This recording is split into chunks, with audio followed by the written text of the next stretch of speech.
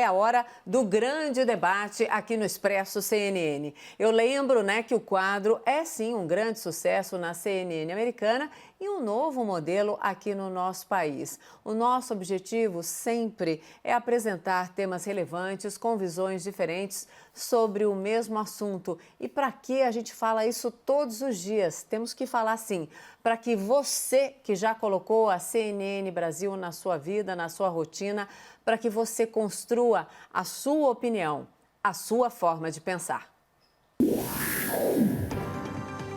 A CNN mostrou hoje a íntegra do depoimento do ex-ministro da Justiça, Sérgio Moro, à Polícia Federal em Curitiba. Moro afirmou que deixou o cargo após o presidente, por várias vezes, ter pedido a troca do comando da PF Geral e também do Rio. Em uma mensagem do presidente para o ex-ministro, Bolsonaro diz: Moro, você tem 27 superintendências. Eu só quero a do Rio. O tema do debate de hoje é: o presidente deve fazer esse tipo de pedido ao ministro da Justiça? Os nossos debatedores são Augusto de Arruda Botelho, advogado especialista em direito penal. Olá, Augusto, boa noite. Boa noite, Mona Lisa. E Caio Coppola, bacharel em Direito e comentarista político. Oi, Caio, boa noite. Olá, Mona Lisa. Boa noite, doutor Augusto. Boa noite ao espectador da CNN. Então, quem começa hoje é você, Augusto, as suas primeiras considerações. Por favor, Augusto. Vamos lá. Boa noite a todas e todos. Eu gostaria de iniciar essa fala deixando uma coisa bastante clara. Nós não podemos cometer os mesmos erros que a força-tarefa da Operação Lava Jato e o ex-juiz Sérgio Moro cometeram por muitos anos. Dezenas de pessoas foram ilegalmente presas preventivamente, foram ilegalmente conduzidas coercitivamente e algumas foram até condenadas com base na presunção de veracidade de um único depoimento. O depoimento prestado hoje pelo ex-ministro Sérgio Moro traz fatos que, sim, em tese, são fatos criminosos. Vai doer para alguns ouvidos ouvir isso, principalmente para aqueles garantistas de ocasião. Mas um fato, ele é concreto. A presunção de inocência, neste momento, tem que estar ao lado do presidente da República. Eu ouvi durante o dia hoje, principalmente após a divulgação, que eu parabenizo bastante a CNN por ter dado este furo do depoimento do ex-ministro Sérgio Moro, que a montanha pariu um rato, ou que não houve nenhuma bala de prata no depoimento do ex-ministro. Eu não concordo com essa análise.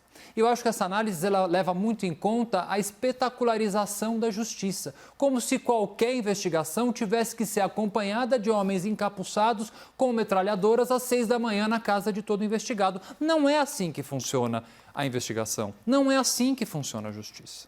O depoimento do ex-ministro não foi uma entrevista, não foi um discurso de despedida ou de exoneração. Foi um depoimento oficial prestado no inquérito policial que tem acompanhamento da Procuradoria-Geral da República, da Polícia Federal e do Supremo. E traz, sim, nesse depoimento, fatos extremamente preocupantes, graves e possivelmente criminosos.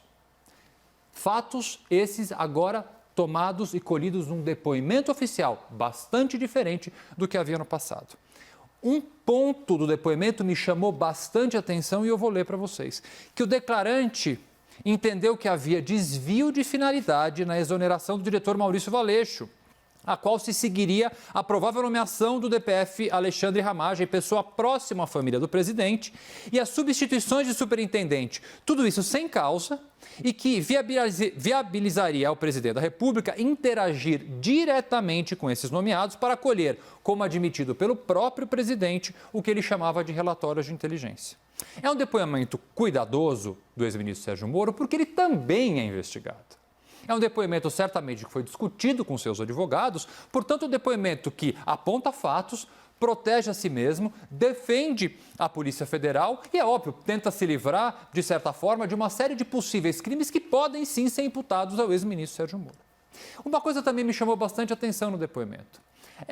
A postura do ex-ministro e ex-juiz me parece um pouco, vamos dizer assim, ultrapassada. Parece que Sérgio Moro esqueceu de tirar a toga de juiz, porque o depoimento me pareceu muito mais o depoimento de quem pretende conduzir o depoimento do que uma pessoa investigada que estava lá prestando depoimento, sim, também nesta condição. Há muitos pontos para serem esclarecidos e debatidos. Eu espero conseguir debatê-los e esclarecer de alguma forma durante o debate de hoje, mas o que precisa ficar claro é que nós precisamos que essa investigação, e eu já disse isso várias vezes, seja rápida, transparente e imparcial. Isso é muito importante. Caio, as suas primeiras considerações, por favor. Pois é, Mona Lisa, nada como um dia após o outro, né? Hoje nós testemunhamos a versatilidade de defensores de corruptos que, num estalo, se transformam em acusadores de quem tanto combateu a corrupção. Previsível, mas lamentável ainda assim. Bom, eu não só li a íntegra do depoimento do Dr. Sérgio Moro à Polícia Federal, como também acompanhei com certa satisfação a decepção dos oportunistas de plantão, seja na política, na justiça ou mesmo na imprensa. Nas suas declarações, o Sérgio Moro ele foi fiel à sua biografia, foi comedido nas palavras e técnico em seus juízos, mas ele também foi político. Ele não permitiu que o sistema o instrumentalizasse como uma ferramenta pró-impeachment. Então, a oposição terá enorme dificuldade de fazer do ex-ministro o algoz do presidente. Eu queria destacar para o espectador 3 momentos fundamentais do depoimento do Sérgio Moro que corroboram essa minha análise preliminar. Bom, o Moro ele não fez nenhum juízo sobre as intenções do presidente da República na troca de cargos na PF. O Moro confirmou que não houve, por parte do presidente, solicitação de interferência ou de informação sobre inquéritos policiais. E o Moro afirmou categoricamente que, no seu pronunciamento, abre aspas, narrou fatos verdadeiros, mas em nenhum momento afirmou que o presidente da República teria praticado um crime. Com essa declaração, o Moro, provavelmente de forma bem calculada, obtém 2 resultados. Primeiro, mitiga a possibilidade de ser acusado por denunciação caluniosa. Segundo, ele tira dos seus ombros o ônus de acusar Jair Bolsonaro. Essa inglória tarefa agora repousa aí nas costas quentes do Procurador-Geral da República. Afinal, foi ele que determinou o escopo do inquérito no STF e listou uma série de possíveis crimes de ambas as partes, o ex-ministro e o presidente.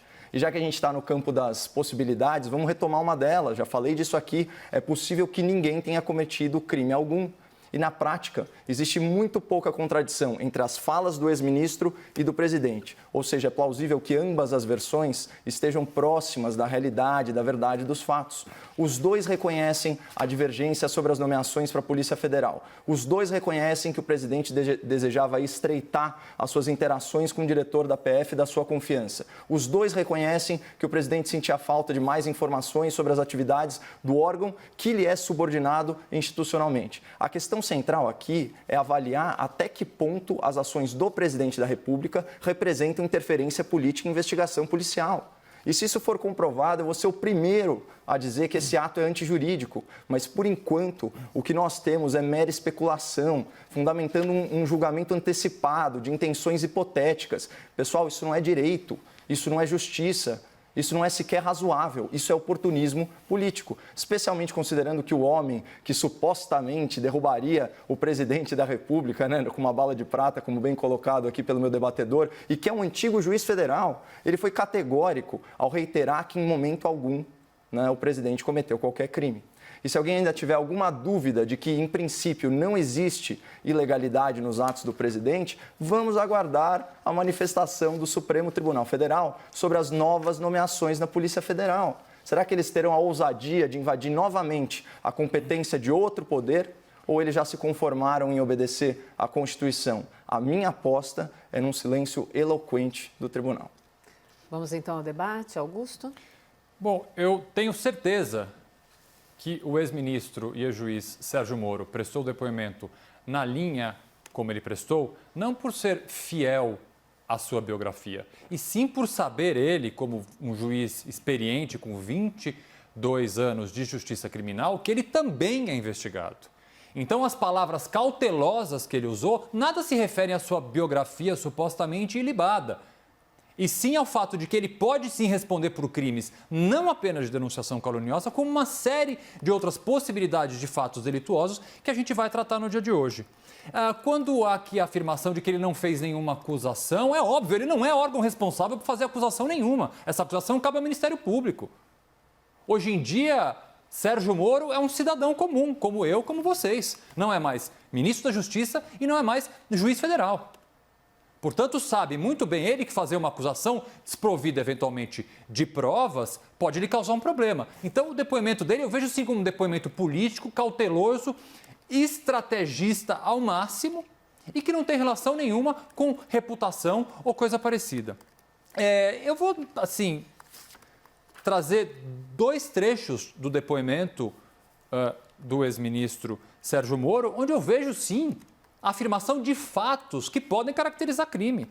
Que, perguntado sobre a sua definição, perguntaram então para o Moro, qual é a sua definição de interferência política? Ele diz o seguinte, que entende que é uma interferência sem uma causa apontada e, portanto, arbitrária. Em diversos momentos do depoimento, Sérgio Moro afirma que os pedidos do presidente da República para substituir o superintendente do Rio de Janeiro e para substituir o diretor-geral da polícia não tinham qualquer causa. Muito pelo contrário, ele afirma até que é uma mentira a substituição do superintendente do Rio de Janeiro pela causa de produtividade. Portanto, há uma afirmação, sim, de um fato em tese criminoso. E essa frase, que foi lida inclusive pela Mona Lisa no começo do nosso debate, o que quer dizer essa frase? Que a mensagem tinha mais ou menos o seguinte teor, disse Sérgio Moro. Moro, você tem 27 superintendências, eu quero apenas uma, justamente a do Rio de Janeiro, presidente. Onde investigações permeiam pessoas próximas ou às vezes muito, muito ligadas à sua família. Eu não acho, muito pelo contrário, que este depoimento foi um depoimento, de certa forma, sem novidade nenhuma. Por quê? Volto a dizer, o depoimento no papel, o depoimento colhido no inquérito policial é sim bastante importante. Agora, uma coisa eu faço questão de trazer aqui, que essa me chamou bastante atenção. No final do seu depoimento, Sérgio Moro apresenta as provas que ele entende que podem aí, de certa forma, garantir a veracidade do que ele estava dizendo. E ele fala uma frase quase no final do depoimento que é a seguinte, que o declarante esclarece que não disponibiliza demais mensagens, foi no momento em que ele estava disponibilizando mensagens de celular, pois tem caráter privativo, inclusive as eventualmente apagadas. Ou se trata de mensagens trocadas com autoridades públicas, mas sem qualquer relevância para o caso, no seu entendimento. Ex-ministro Sérgio Moro, o senhor é investigado aqui. O seu entendimento, com o devido respeito, é o que menos importa. O que importa é o entendimento da Polícia Federal, do Ministério Público Federal e do Supremo. O senhor está prestando depoimento na condição de um investigado. E vou dizer mais. Se fosse na época da Lava Jato e fosse um investigado da Lava Jato a prestar um depoimento como esse, dizendo que só vai entregar... E aqui é uma coisa importante dizer... O investigado não tem obrigação nenhuma de entregar prova nenhuma, mas se ele disponibilizou uma prova, mas disse eu vou entregar o que eu acho no meu entendimento relevante, não vou entregar o resto, até porque algumas mensagens eu já paguei, eu não tenho dúvidas que ele tomaria no mínimo uma busca e apreensão do seu aparelho celular ou, quando não, uma prisão preventiva decretada por quem? Pelo ex-juiz Sérgio Moro. Caio? Bom, vamos lá.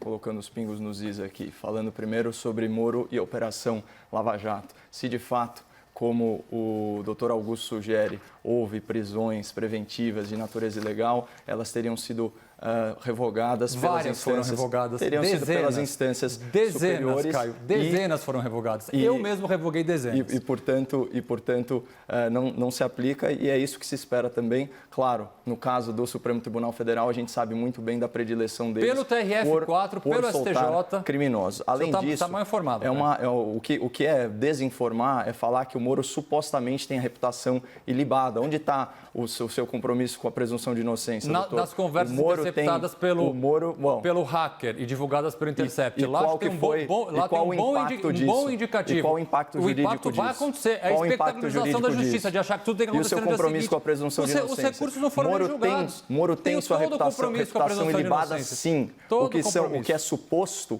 o que é alegado, são as acusações contra ele. Não vamos inverter os valores, não vamos inverter a ordem das coisas e você não vai ganhar no grito. A reputação do Sérgio Moro é ilibada.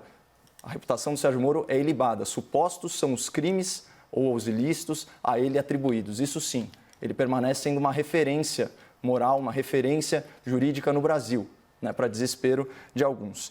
E eu queria abordar agora o ponto do debate, né, já que você falou sobre a frase que tem sido a manchete preferida aí da imprensa, referente, e também da oposição, né, referente às 27 superintendências.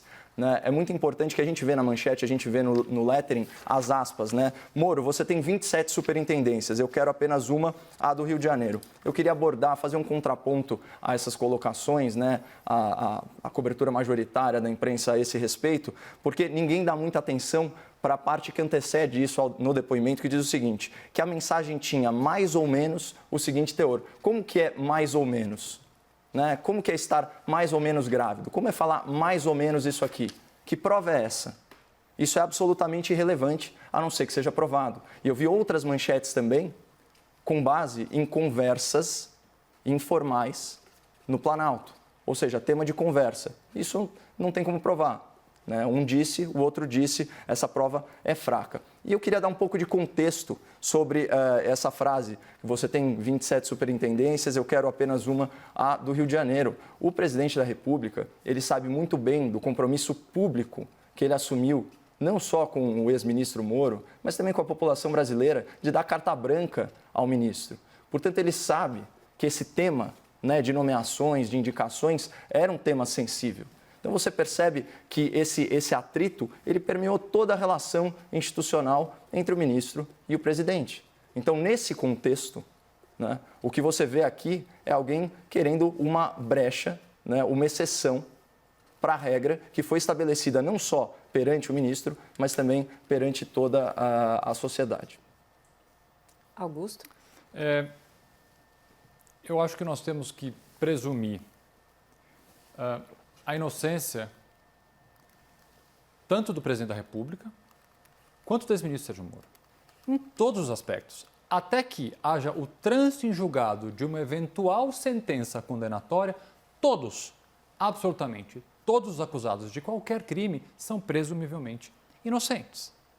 Com relação às condutas do ex-ministro Sérgio Moro, elas estão sendo ainda assim investigadas, não só nesta investigação recente do Supremo. A troca de conversas com o ex-juiz Sérgio Moro e procuradores da República é objeto de recursos dos tribunais superiores que não se manifestaram ainda sobre o tema. A presunção de inocência cabe a todos, volto a dizer, mas há sim investigações, recursos e temas que serão ainda julgados.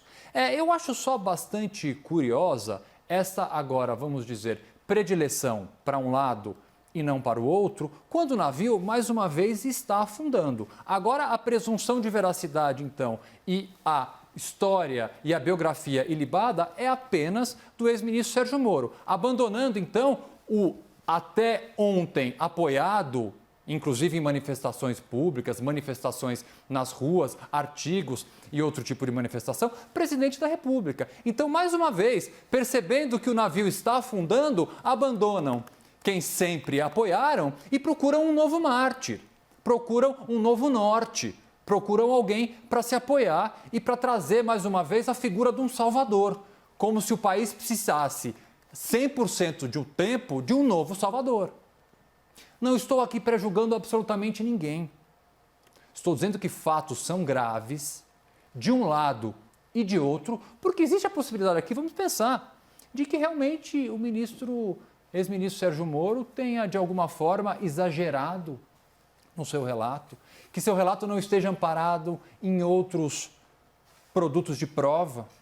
Por isso que eu fiz aquela ressalva inicial, que não podemos tomar como verdadeiros e presumir como verdadeiros o depoimento exclusivo de uma pessoa, como muitas vezes a Força-Tarefa da Lava Jato e o ex-juiz Sérgio Moro fizeram ao decretar sim prisões ilegais com base em depoimentos de delatores confessos que, dirigidos muitas vezes, falavam absolutamente aquilo que outros ouvidos queriam ouvir, justamente para se ver livre de uma prisão também ilegal.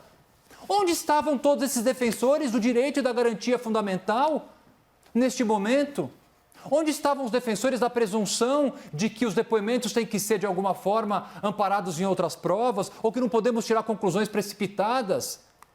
Quando dezenas, quase centenas de pessoas foram presas e algumas condenadas com base exclusivamente no depoimento exclusivo de uma pessoa só. Por isso que eu acho bastante curiosa, para dizer o mínimo, agora esse tipo de manifestação de pessoas que, num passado bastante recente, achavam tudo isso absolutamente normal. Doutor, eu te falo onde a gente estava durante a Operação Lava Jato. A gente estava lutando contra a corrupção, enquanto o senhor estava lutando a favor de supostos, aqui sim, corruptos. Eu acho o seu raciocínio extremamente binário quando você julga que uma pessoa tem que tomar o partido do Sérgio Moro ou do presidente Bolsonaro. Isso não faz o menor sentido. A gente não está aqui para fazer torcida, a gente está aqui para fazer análise, dar uma opinião e assim segue a vida. Essa é a nossa função no debate público. Você não precisa tomar partido de qualquer um deles. O que você tem que fazer é uma análise sem grandes paixões. É exatamente o que eu fiz aqui. Eu ponderei muitas coisas das falas do Moro e, de fato, a oposição ávida aí por prints escandalosos e por provas irrefutáveis do cometimento de alguma ilegalidade ficou realmente com a sensação de que a montanha pariu um rato. Eu queria retomar o tema central desse atrito entre o ex-ministro da Justiça e o presidente da República acerca das nomeações da Polícia Federal. De certa forma, esse é o tema central do nosso debate, por incrível que pareça, que você vem conduzindo aí para um ataque à Lava Jato, que é responsável por uma verdadeira mudança na impunidade no nosso país. O novo diretor da Polícia Federal, a gente teve poucas oportunidades de falar sobre ele, o senhor Rolando Alexandre de Souza, ele tem algumas manifestações em 2017, em 2018, que eu queria trazer aqui ao grande público, já que a imprensa, por algum motivo, não dá a devida atenção. Abre aspas para o novo diretor da PF, ele disse: a corrupção mata.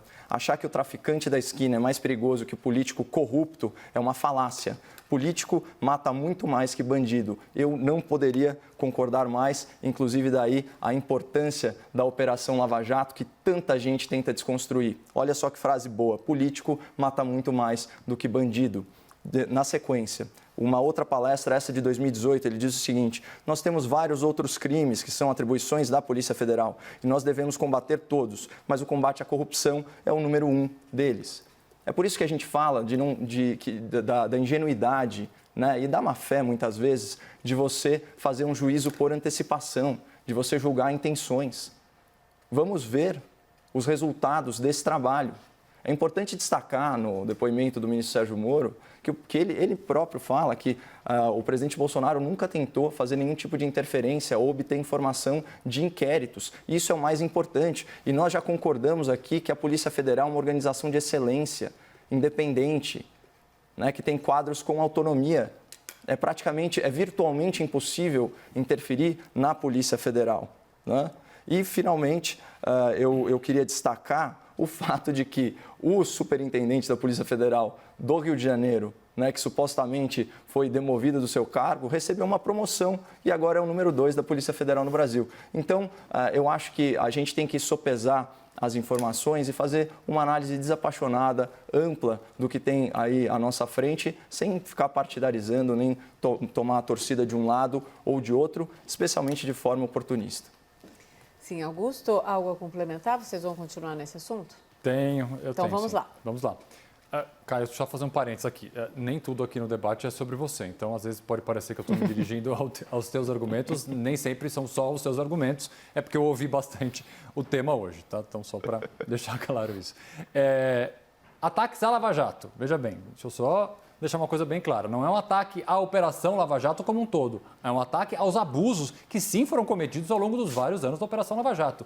Eu sou o primeiro a destacar a importância da operação, sim, de desnudar um esquema de corrupção que causou prejuízos bilionários ao país. Sim, há sérios condenados dentro da Operação Lava Jato com provas irrefutáveis. Eu não faço aqui um ataque completo à Operação Lava Jato. Eu nunca fiz em todos os momentos que me manifestei. E aqui é bom que fique bastante transparente, tendo eu advogado para diversas pessoas investigadas e denunciadas na Operação Lava Jato. Sempre deixei isso bastante claro. Sou um crítico, continuarei sendo um crítico aos abusos cometidos pela Operação Lava Jato, o que é bastante diferente.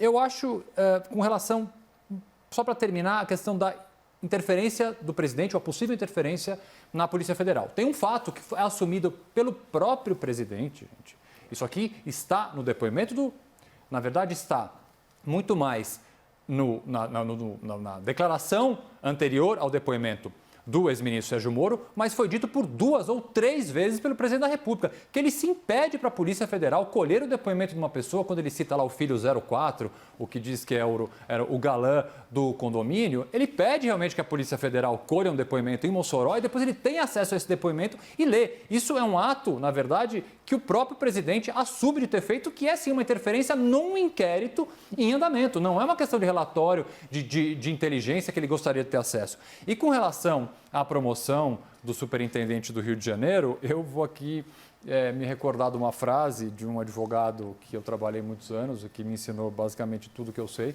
que é o ex-ministro da Justiça Márcio Tomás Bastos, e que uma vez me disse que no mundo político, às vezes a melhor forma de você se livrar de um desafeto é promovendo ele. Caio? Bom, tomara então que o ex-ministro da Justiça seja promovido ao STF, mas acho que a gente pode ir para o próximo tema, Mona Lisa. O próximo tema, Augusto concorda? Vamos lá? Fica à vontade. Então vamos lá. O segundo tema de hoje é o decreto publicado hoje que obriga o uso de máscaras nos locais públicos do estado de São Paulo. A determinação prevê multa que vai de R$ 276 até R$ 276 mil para quem descumprir a regra, além de prisão de até 1 ano. O decreto entra em vigor agora, na quinta-feira. A pergunta nesse segundo tema é: o decreto é duro demais com a população e os empresários do estado de São Paulo? Começamos com você, Caio, por favor.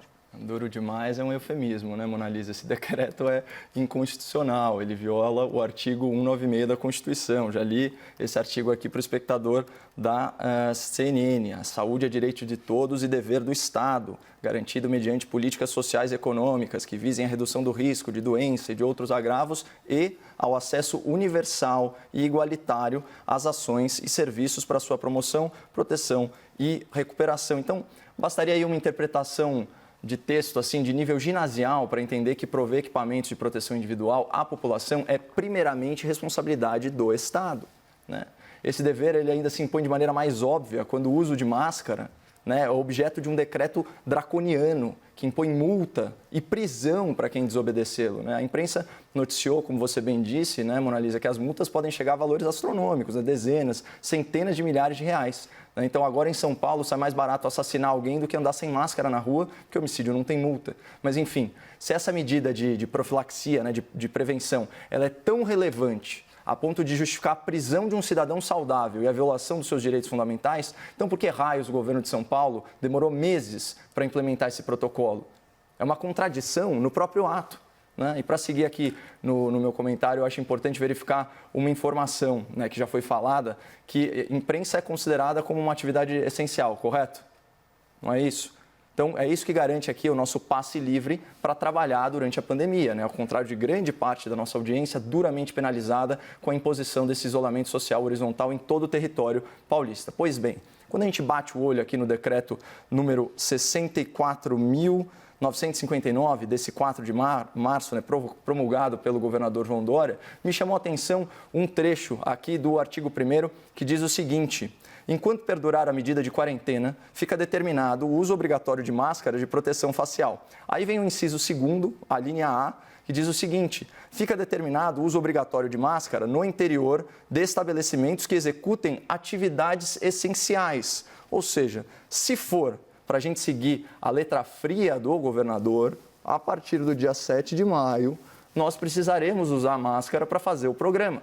Afinal, ninguém está acima da lei. E ninguém quer correr o risco de pagar uma multa exorbitante, né? Por outro lado, conhecendo o bom relacionamento do governador de São Paulo com a imprensa, eu antecipo uma revisão desse decreto para nos privilegiar. É injusto, mas é provável, né? Então, por hora, eu vou continuar fazendo aí os meus comentários sem máscara. Fica a seu critério, Caio. Se você quiser ficar com máscara, problema algum. E só eu vou seguir a lei, Mona Lisa. Só para deixar muito claro, todas as vezes em que a câmera passa ali na redação, vocês vão ver todos os funcionários de máscara. Claro que para apresentar jornal e debate não dá para ter máscara, mas se você quiser, ok. Augusto, por favor. Olha, Ontem fiz uma defesa, continuo fazendo essa defesa, a importância do uso de máscara. Por quê? Porque estudos, agora não majoritários, mas unânimes, defendem que no momento é uma forma bastante importante de conter o contágio.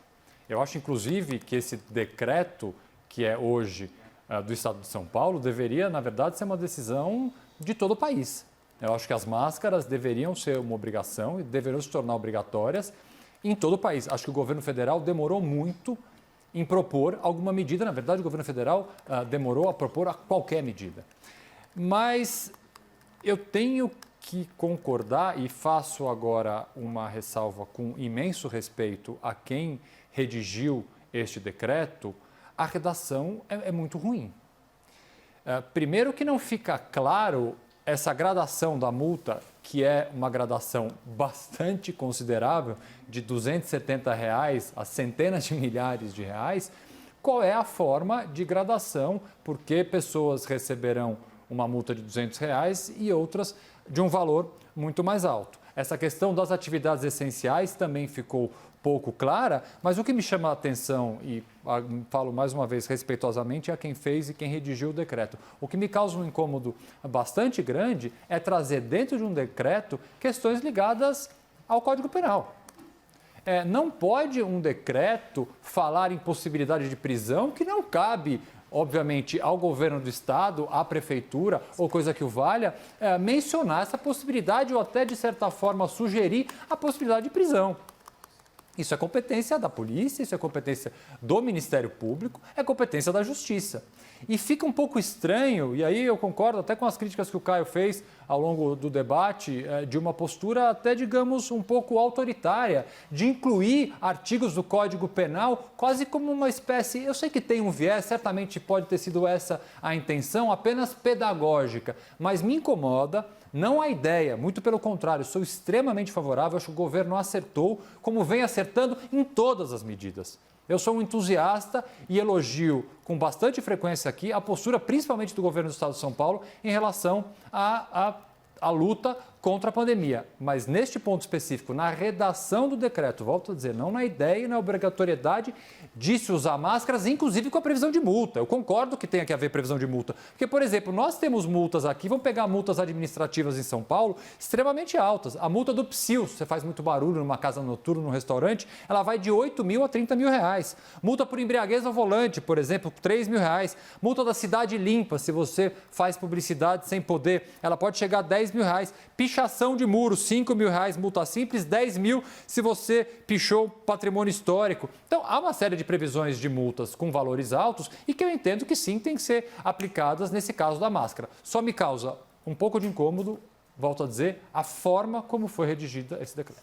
Bom, eu acredito que essa multa é absolutamente inconstitucional. Ela viola o dispositivo que eu já tive oportunidade de ler para o espectador e países aí ao redor do mundo, né, inclusive na retomada, né, na flexibilização do isolamento, foi o caso da Espanha com seus trabalhadores não essenciais na cidade de Madrid. A polícia, ao invés de interpelar as pessoas, ao invés de detê-las, de multá-las, estava doando aí máscaras. O governo de São Paulo certamente teve muitas semanas e até meses, né, estamos 2 meses aí de pandemia, para conseguir enfim, todo esse material. E aqui, me permita discordar, assim, a letra da lei é muito clara, ela fala explicitamente que fica determinado o uso obrigatório de máscara no interior de estabelecimentos que executem atividades essenciais, que é exatamente o nosso caso aqui. Claro que é mais desconfortável fazer comentários e apresentar telejornal com máscara, da mesma forma que repórteres. A gente vê em alguns locais, em algumas emissoras,